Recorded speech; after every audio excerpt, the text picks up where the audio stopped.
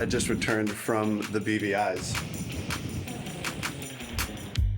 And the inside of the boat looks absolutely fantastic.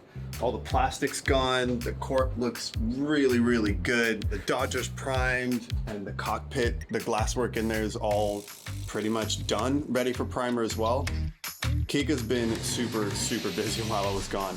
So now it's my turn to spend a few days on the boat alone. I'll get into where Kika is later. I promise you it's good news. First, I kind of just wanted to take a minute and tell you about the week I just spent sailing in the BVIs.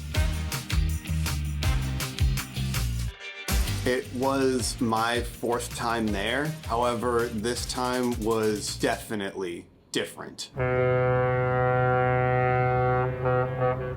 So one thing I absolutely love about sailing is that the weather keeps things always new, always unique, always different. So that alone keeps me energized for tomorrow and what tomorrow might bring, knowing that our lifestyle, even here on the Hard while we're refitting the boat, is still very, very weather dependent. However, sailing to new places also keeps that novelty aspect going, which helps my ADHD brain get motivated for tomorrow as well. And just sailing over the next horizon and seeing what that may bring is one of the things I love the most about this lifestyle. So this year, returning to the BVIs for the fourth time gave me some doubts because we kind of have done the things there before. It's a pretty small cruising ground. Sure, the weather might be different and we might sail counterclockwise instead of clockwise or something like that.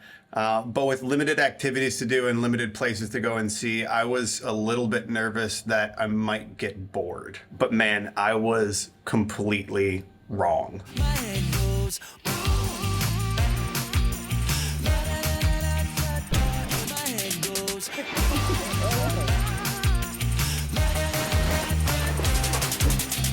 See, I kind of forgot about the people. We've been to the BVIs 4 times, and each and every time has been a completely different experience because of the people. The first time we ever went to the BVIs was on Uma. It was about 8 years ago, and it was just Kika and I. So we ended up doing everything pretty backwards. We took the park mooring balls at night because that way they were free, even though it's very much illegal. And then we took the nighttime mooring balls during the day because that's where the towns are and we could get groceries. And we hacked the Wi-Fi from the charter companies so we could get internet. And it was a very interesting experience. We're glad we did it. But the second time we went back was with the Odyssey Sailing Festival last year. That was a complete polar opposite experience. There was 12 boats, I believe, and about 140 or 150 people, including some absolutely legendary skippers. So it was quite the party, but it was also just kind of complete chaos. And it was a fun week, but it was difficult for us to be part of such a large group and have very little control over like what we did and when we did it. And then right after the Odyssey Festival, we jumped on a Voyage 590 for a week with just 3 other friends. So Bo and Brandy and Maya joined us for, I think it was 8 or 9 days on that boat. And that was, again, just a totally opposite experience because it was such a large boat. There was only 5 of us on board.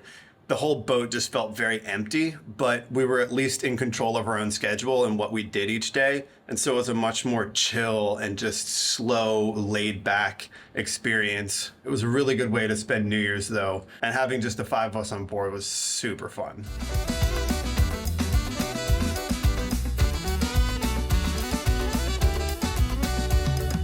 Now this 4th time returning, it was just me and 2 boats. And so this time it felt a little bit more like a Goldilocks flotilla where it was just right. But the thing that made the most difference to me for this whole trip was the fact that Kika wasn't there. So as you guys probably know by now, Kika has a Haitian passport, which is one of the worst passports in the world when it comes to the travel restrictions on it. And with the current conflict in Haiti right now, all of that has just gotten even worse. We were warned that it was going to take up to 4 months for her to renew her passport.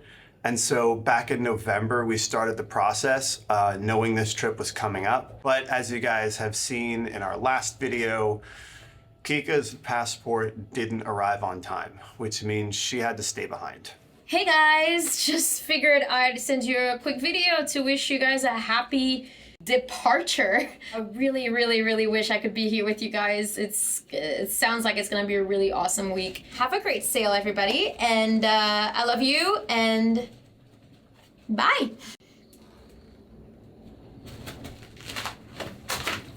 Now, this was particularly hard for this event because this event was her baby. She's been planning this for over a year. And to make it even worse, it started on her birthday. Happy birthday, which means it also went for Valentine's Day. So for the first time in 10 years, we were going to be separated on her birthday and Valentine's Day. We don't really do apart very well. Keek and I have this rhythm. We rely on each other in a way that just works. And it's not just that we work well together, we work so much better as a team than we do individually.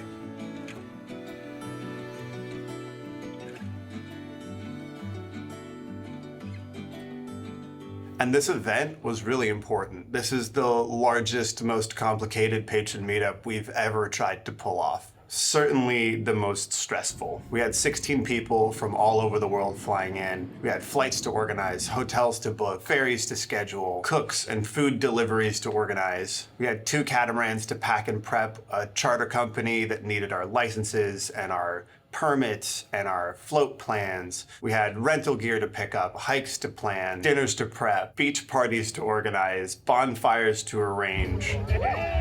We had sailing regattas we needed to win, all planned and all scheduled by Kika. But most importantly, we had 16 paying guests all showing up expecting a good time and everything to go smoothly. So it would have been a lot of stress and a lot of pressure to pull off with the 2 of us, but being there by myself, it almost felt impossible. It's really hard not having her here.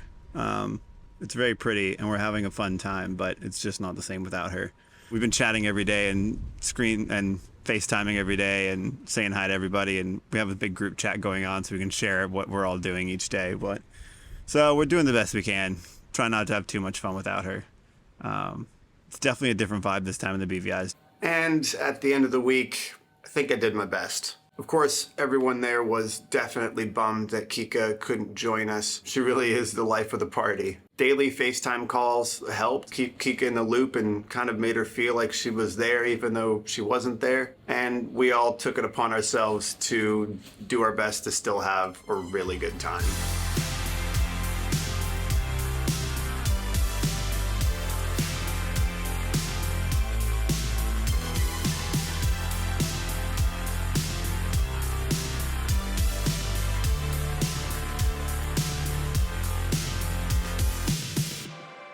We ended up pretty much rafting up every afternoon for dinner, and then we'd split apart at night so we could sleep well, knowing we're not going to drag or anything.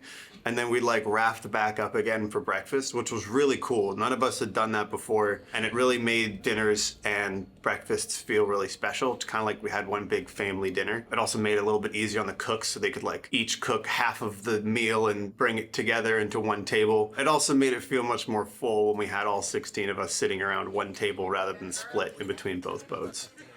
So those family dinners quickly became my favorite part. And having our friends Luke and Margot skipper the second boat was really helpful. They're very competent skippers, and it made all of the weird maneuvers that we ended up doing just run that much more smoothly.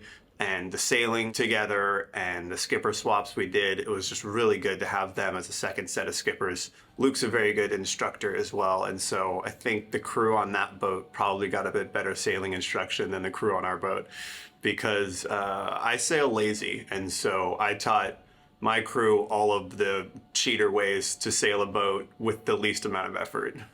So the sailing was easy, and the sun was warm, and the food was delicious, and the snorkeling was absolutely epic. One of the best parts for me at least was just how nimble we were able to stay. With just 2 boats and rafting up for breakfast and dinner each day, we were able to have these like family meetings and just sort of decide what we wanted to do that day and then go out and do it.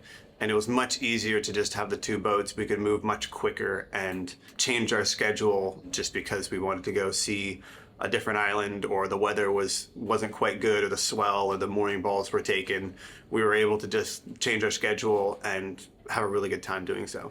For instance, the night of our epic beach party at Ivan's, that night we decided that in the morning we were going to wake up super, super early, and just the skippers and maybe one or two people who happened to be awake, we were going to slip the mooring lines and motor over to a tiny island called Sandy Key. Morning, everybody. This morning we are up super duper early. It's just barely light outside. And we're about to motor around the corner to Sandy Key before everybody else gets there. So it's just gonna slip the mooring lines and motor off. Most of the crew's still asleep, so we'll try to keep it quiet. Are you guys ready to slip the mooring lines? Let's do it. Good job, guys. Good job, crew. Good job, team.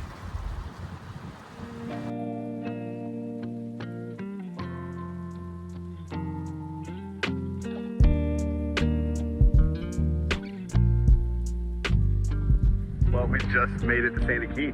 There's one boat was already here. They beat us here this morning somehow. We got the last 2 mooring balls, which is awesome. This island's beautiful. There's only 3 mooring balls there, and with 2 boats, it would have been quite a miracle to actually get both boats onto a mooring ball if we left any later than basically dawn. We arrived at Sandy Key just as the sun started to rise, along with the rest of the crew. And so then we had a bit of breakfast and we went ashore. Sandy Key holds a bit of a special place in my heart, at least, because the first time that Keek and I were in the BVIs with Uma, we ended up spending the whole day there. And we found this little trail that went around the island. At least I remember there being a trail that went around the island. And so this time around, my sister and I headed off to try to rediscover said trail, which, with all of my outdoor and tracking abilities, could barely find anything that looked like a trail. We're still finding a trail, but there's a lot of spiders and there's a lot of cactus. And we're like maybe halfway back. So I hope they're not going to send out the search party just yet. It's taking us a long time. But I've got my spiderweb stick. And I only have maybe like 10 cactus spikes in my foot. I'm collecting them along the way. This is now our trail. We're just, but we can walk on top of it. It's really weird. But it's kind of like, kind of floaty. Bare feet was definitely a mistake for that. Oh, sounds so weird. I think we've made it to freedom. I really remember there being a better trail out here. I'm glad we came out on a recce first and didn't get our whole crew out here with us. Look. We survived! We survived! Hopefully our boats are still here. Oh my gosh. Oh, hey. Hey! People! I heard people. Hello! We did end up making it back to the beach, and we did technically sort of circumnavigate, but there really wasn't much of a trail for that trip. And it was just interesting because in my mind, I have a very vivid memory of that trail and Keek and I going on it. And now it's just completely overgrown and gone. But it was a fun way to spend the morning. And that afternoon, we ended up tacking up wind, catching some fish. Awesome. Got fishes for dinner. Jesus has some fish too. Yeah. Tisa, you want a fish? And then pulling into our last anchorage, which we ended up med tying to the rocks and rafting both boats up together, which is a little trick Keek and I picked up while we were in Greece last year. However, nobody else on board either of the 2 boats had done that before. So there was definitely a lot of logistics and planning to pull that off without hitting the rocks. It took us a while to get both boats tied up, especially because we didn't have stern lines. We kind of just tied dock lines together. But it was a really, really cool way to spend the last 2 nights without any stress of moving the next day. And everyone, I think, had a really good time because we were a quick dinghy ride back to the Indians, which was some of the best snorkeling that we had on the entire trip. We were also a quick dinghy ride away from some pretty cool caves that we all went to explore. And we were in the same bay as the famous Willie T's, which is just like a big floating bar in the middle of the bay that you can jump off and swim and eat some food and have some drinks. So Everyone had a really good time that last day, and it made me feel pretty good to see all the smiles on all the very tired and sunburned faces. But it was a really fun way to spend the last 2 nights.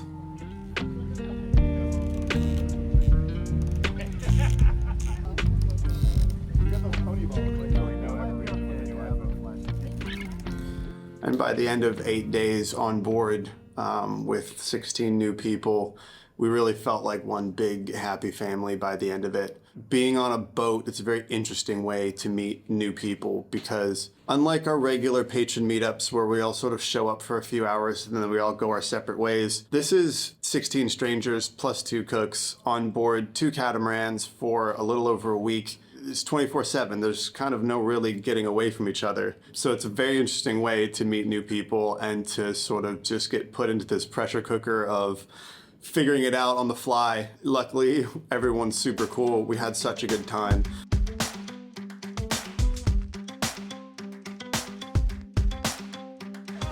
Dan, Kika, thank you so much for creating this opportunity. It's been so fun. I came here personally to get amazing sailing experience, meet a lot of really cool people, and it's been all that and more. Just a phenomenal trip that it's going to be hard to say goodbye to. Every day was just awesome. You know, I wouldn't trade any day for any other. If I could just bring my friends here, I would not need to go home. Thank you for the opportunities of the massive snorkeling, the exploring, the friendships that have been created here. The experience of meeting all these awesome patrons, crew members, is extremely memorable. Thank you so much for this great opportunity. This was amazing. We had such a great crew and I loved it. I want to do it again. I want to do it all the time. I just don't want to go home. So thank you. Thank you, thank you, thank you. And it was bloody brilliant for worms. My week was fabulous. I met new people. I got to see Dan again. I miss Kika, but otherwise, had a great week. I will never forget these days. This week has gone by so quickly, and it's just been an absolutely incredible week. And I think it's really special that you've just, brought together so many amazing people. Ever been sailing before? Never been sailing before. Ever been on a boat before? Ferry. Ever been on the Caribbean before? No. Ever been snorkeling before? No. So good being here. Thanks for being my emotional support. Thanks for being my brother. Are you the caboose? All right. I'm a caboose! It really is the people that make each one of these trips so unique and different and wonderful. But for me, it was the one person that wasn't there that definitely had the biggest impact on the whole week. I'm having a really hard time being like Captain and Kika. Well, I miss you a lot, though. I miss you too. Everybody misses you a lot. That's good to know. I'm gonna go and do some sanding. So. Okay, I love you. I miss you. Have a fun day. And then I guess I'll see you in like 10 more days. Bye. Bye. So yeah, I've been in the BVIs 4 times now, but this time was definitely different. And maybe that's kind of the point. Every time we sail, every patron meetup we host, every group of people we meet, every story we tell, it changes us. So if you're one of the patrons who joined us in the BVIs, or you're one of the many patrons who have showed up to a patron meetup over the years, or just followed us along online, thank you.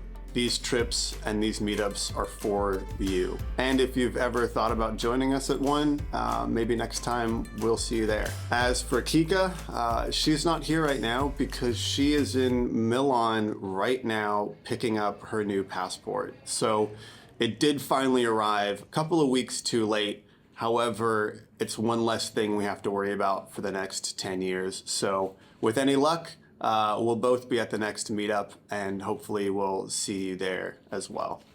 Cheers.